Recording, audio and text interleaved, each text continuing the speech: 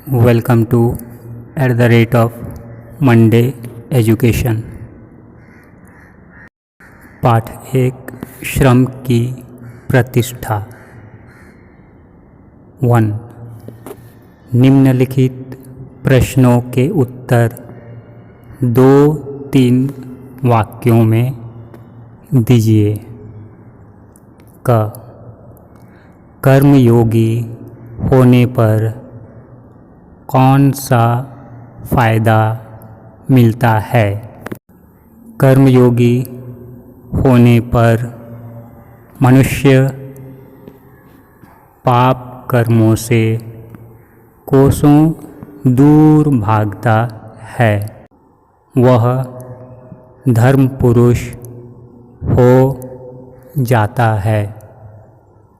उसके जीवन में पाप आसानी से प्रवेश नहीं करता।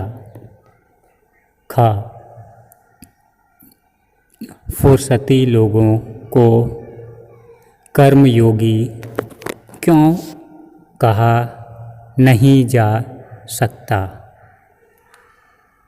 फुर्सती लोगों का दिमाग शैतान के समान काम करना शुरू कर देता है। कहा भी गया है, खाली दिमाग शैतान का घर। उनके जीवन में पाप दिख सकता है, इसलिए फुर्सती लोगों को कर्मयोगी नहीं कहा जा सकता। देहाती लोग अपने बच्चों को तालीम देने की बात क्यों करते हैं? देहाती लोग अपने बच्चों को तालीम देने की बात इसलिए करते हैं क्योंकि इससे उनके लड़कों को नौकरी मिलेगी। वे जैसा दिन भर खटते हैं, वैसा उनके लड़कों को खटना नहीं पड़ेगा। भगवान कृष्ण ने श्रम का आदर कैसे किया? भगवान कृष्ण ने श्रम का आदर जूठी पत्तलें उठाकर और पोंछा लगाकर किया। ज्ञानी और मजदूर में क्या फ़र्क होता है?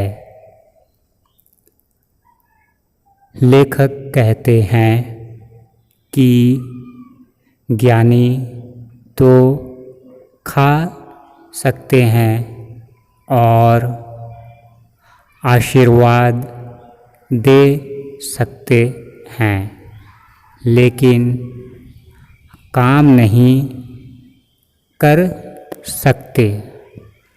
अगर कोई सवेरे उठकर पिसता है तो वह ज्ञानी नहीं कहलाएगा, मजदूर कहलाएगा। शारीरिक और दिमागी श्रम की प्रतिष्ठा कैसे बढ़ सकती है? अगर व्यक्ति दिमागी श्रम के साथ साथ शारीरिक श्रम करेगा तो दोनों की प्रतिष्ठा बढ़ेगी। दोनों कामों का मूल्य समान होने पर श्रम की प्रतिष्ठा बढ़ सकती है। 2.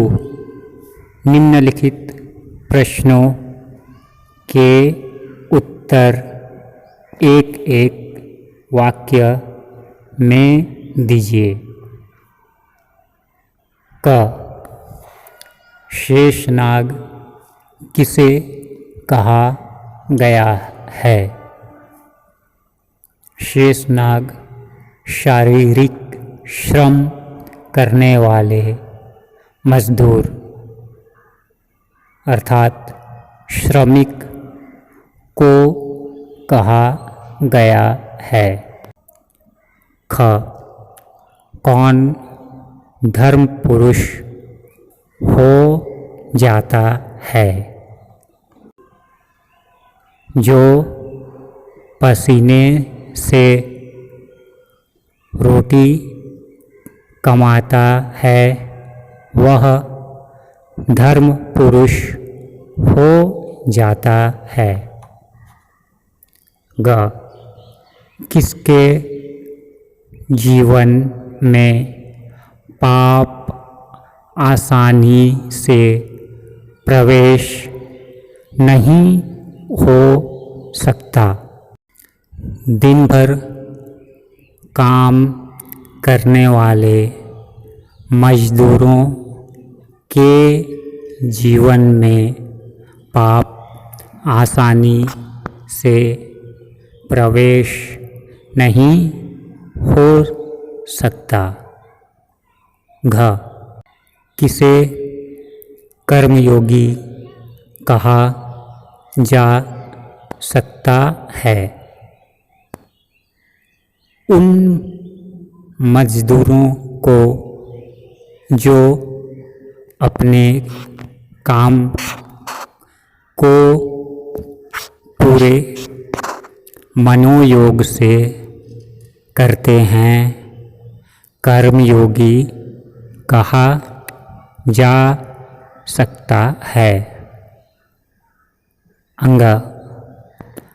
फुर्सती लोगों के जीवन में पाप क्यों दिखता है?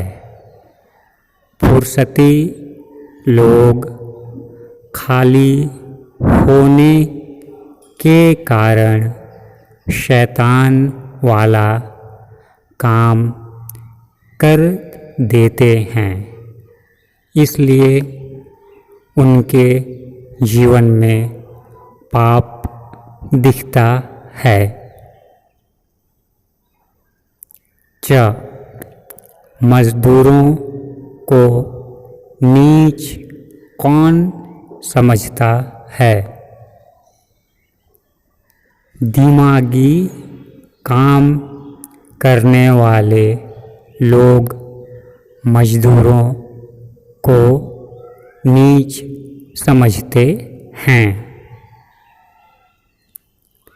6. किसने कहा कि सीता को दीप की बाती भी जलानी नहीं आती? कौशल्या ने कहा कि सीता को दीप की बाती भी जलानी नहीं आती। ज. कृष्ण ने धर्मराज से क्या कहा? कृष्ण ने धर्मराज से कहा कि उसे भी कोई काम दें। झ. ज्ञानी क्या नहीं कर सकते। ज्ञानी काम अर्थात श्रम नहीं कर सकते। यहाँ कौन मजदूर कहलाएगा? जो कर्मयोगी होगा वह मजदूर कहलाएगा। ट किसका जीवन धार्मिक नहीं होता? जो काम नहीं करते और काम को टालते हैं उनका जीवन धार्मिक नहीं होता। ठ हम काम की इज्जत नहीं करते तो कौन सा कार्य खोते हैं? अगर हम काम की इज्जत नहीं करते तो धर्म कार्य खोते हैं। ड ब्राह्मण को अपरिग्रही क्यों माना गया था? ब्राह्मण सिर्फ धोती पहनता था और खाने का अधिकारी था, इसलिए उसे अपरिग्रही माना गया था। ढ कब श्रम की प्रतिष्ठा होगी? जब काम का मूल्य समान होगा तब श्रम की प्रतिष्ठा होगी। Rest question answer next video रे आसीबो। मोर वीडियोस पाई चैनल को सब्सक्राइब करंतु।